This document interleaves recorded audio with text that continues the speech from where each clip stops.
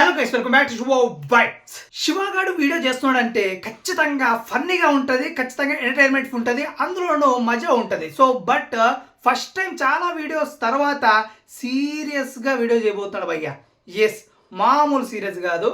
So issue కూడా అలాగే ఉందన్నమాట. ఎస్, ఆ ఇష్యూ పేరే రగడి.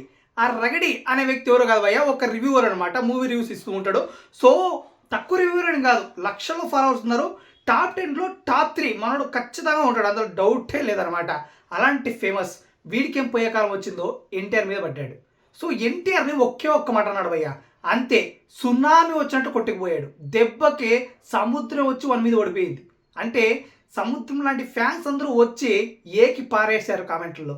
సో మొత్తానికి దెబ్బకి దిగి వచ్చి ఇన్స్టాగ్రామ్లో స్టేటస్లో NTR sorry, I'm very very sorry అని చెప్పాడు. బట్ సారీ ఏంట్రా, నువ్వు అన్న మాట ఏంటి, సారీ ఏంటి? ఒక కల్ట్ కుక్క నువ్వు. ఎందుకన్నా నీ మాట చెప్తా, డీటెయిల్గా చెప్తా. ఫస్ట్ ఆఫ్ ఆల్ మనం మాట్లాడుకుపోయే ముందు అసలు ఎన్టీఆర్ ఫ్యాన్స్ ఎందుకు ఇంత రియాక్ట్ అయ్యారో, వీడు ఏమన్నాడో ఎన్టీఆర్ని ఫస్ట్ విందాం భయ్యా. కొంచెం ఇంకా ఫండ్స్ పూల్ కాలేదు, వస్తాయి. ఎంత పెద్ద మాట అన్నావురా. ఏంటి అసలు ఎన్టీఆర్కి యూఎస్లో ఫండ్స్ వస్తాయా? ఓవర్స్ వచ్చి ఫండ్స్ రాలేదు, అందుకే సో బుకింగ్ జరగలేదా? సో మాట్లాడేటప్పుడు అదుపు నోరు పెట్టుకోవాలి. సో మనకి చేతిలో మైక్ ఉంది కానీ కొన్ని లక్షల మంది చూస్తారు కదా అనేసి ఏది పడితే అది మాట్లాడేస్తే ఒక పెద్ద హీరో గురించి సో మళ్ళీ బాధపడాల్సి వస్తుంది ఇలాగే. సో సారీ చెప్పాల్సి వస్తుంది. ఇప్పుడే సారీ చెప్పావు, నెక్స్ట్ పిచ్చ కొట్టుడు కొడతారు కుక్కను కొట్టినట్లు, అప్పుడేం చెప్తావు? హాస్పిటల్ బెడ్ నుంచి సారీ చెప్పాల్సి వస్తుంది. వీడు ఇంకోటి ఉన్నాడు భయ్య, ఎప్పుడు లైవ్ చేస్తూ ఉంటాడు అనమాట. ఎప్పుడు ఏదో ఒక టాపిక్ తీసుకొని సోదెత్తుకొని లైవ్ చేసుకుంటూ ఉంటారు.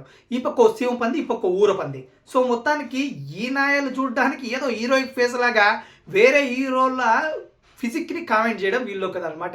వీళ్ళది ఒక పద్ధతి. ఇన్స్టాగ్రామ్లో ఇంక వేసుకున్నారు, సారీ చెప్పాడు.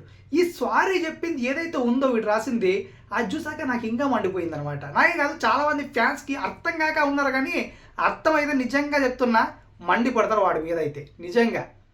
ఎస్, దీని అర్థం చెప్తా. వాడు చెప్పింది, వాడు పెట్టింది ఏదైతే ఉందో, నేనేమైనా తప్పుగా మాట్లాడుంటే, నా వల్ల నొచ్చుకొని ఉంటుంటే I am very very sorry NTR fans అందరికీ. సో నేను ఏది తెలియకుండా మాట్లాడను. నేను ఏది మాట్లాడినా చాలా జెన్యూన్గా మాట్లాడతా. నేను ఏది చెప్పినా చాలా జెన్యూన్గా చెప్తా. ఏంట్రా అంటే ఇప్పుడు నువ్వు చెప్పింది కూడా జెన్యూన్గానేనా? అది అంటే వీడు చెప్తున్నాడు జెన్యూన్గా చెప్తా అని, అంటే అది కూడా జెన్యూన్గానే చెప్పాడా? అంటే వీడి మాటల్లోనే ట్రోలింగ్ ఉందన్నమాట. సో మామూలుడు కాదురా వీడు మాత్రం. అందుకే ఇలాంటి వాళ్ళని అంత ఈజీగా వదలకూడదు. సారీ చెప్పేశాడు కదా అని. సో ఈ సారీ చెప్పాడని వదిలేస్తే ఎన్నిసార్లు సారీ చెప్తాడు వీడు.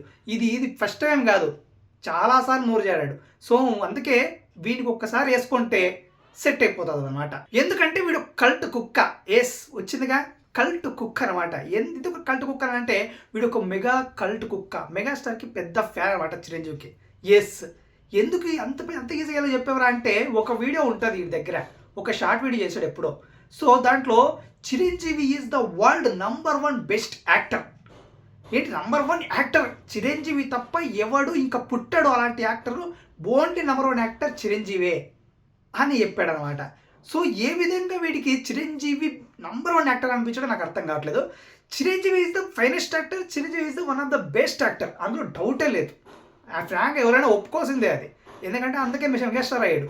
బట్ నంబర్ 1 యాక్టర్ ఇండియాలో ఇంతవరకు అలాంటి యాక్టర్ పుట్టలేడు అనేది ఎప్పుడైతే చెప్పాడో వీడు కల్ట్ కుక్క అని అర్థమైపోయింది అనమాట. సో వీడు ఇలాంటి మెగా కల్ట్ కుక్కకి సో ఎన్టీఆర్ అంటే ఎప్పుడు కొంచెం ద్వేషం ఎక్కడో ఈర్ష్య ఉన్నే ఉంటుంది. సో అది వీడికి కూడా ఉంది, అంతే. సో రగడి భయ్య, సో మొత్తానికి ఇప్పటికే నీకు అర్థమైపోయి ఉంటుంది ఎన్టీఆర్ ఫ్యాన్స్ ఎంత మామూలుగా ఉంటారు, విధ్వంసంగా ఉంటారు. సో ఎన్టీఆర్ ఫ్యాన్స్ జోలికి అస్సలు వెళ్ళొద్దు. ఎంత కామ్గా ఉంటే అంత మంచిది. ఎందుకంటే రక్తపాతం చూపిస్తారు వాళ్ళకి, మామూలుగా ఉండదు. హాస్పిటల్ బెడ్ నుంచి మళ్ళీ సారీ చెప్పాల్సి వస్తుంది, గుర్తుపెట్టుకో. ఇది మాత్రం ఖాయం.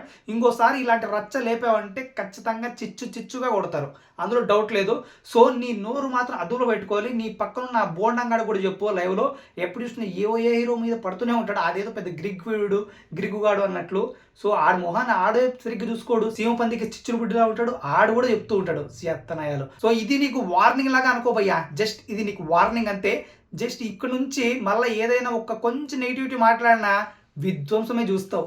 అమెరికాలో ఉన్న, ఆఫ్ఘనిస్తాన్లో ఉన్న, పాకిస్తాన్లో ఉన్న వదిలేదేలే. అర్థమైందా? సో మొత్తానికి ఇదమ్మా సంగతి అయితే. చాలామంది ఇప్పుడు సీరియస్‌గా అయిపోయారు. చాలా గ్రూప్ డిస్కషన్ కూడా జరుగుతున్నాయి ఎన్టీఆర్ ఫ్యాన్స్ అయితే. ఈయన్ని ఖచ్చితంగా ఏసుకోవడానికి రెడీగా ఉన్నారు. కనపడితే చాలు. ఒకసారి ఎప్పుడో టూర్ వచ్చాడు రాయలసీమకి సీడెడ్‌కి. సో ఎలా ఉంటుందా ఎన్టీఆర్ క్రేజ్ చూద్దామని. ఈసారి రా. ఆ! దా. సో ఇక నుంచి అయినా రగడి మామ మారతాడని అనుకుంటున్నా. కొంచెం అదుపులో పెట్టుకొని మారతాడనుకుంటున్నా. సో మొత్తానికి ఇది గైస్. మరి మీరేమంటారు? ఈ కల్ట్ కుక్కపై తప్పకుండా మన కంట్రోల్ తెలియజేసి అండ్ ఇంకెందుకు కలిసి సబ్స్క్రైబ్ చేసుకోగలండి.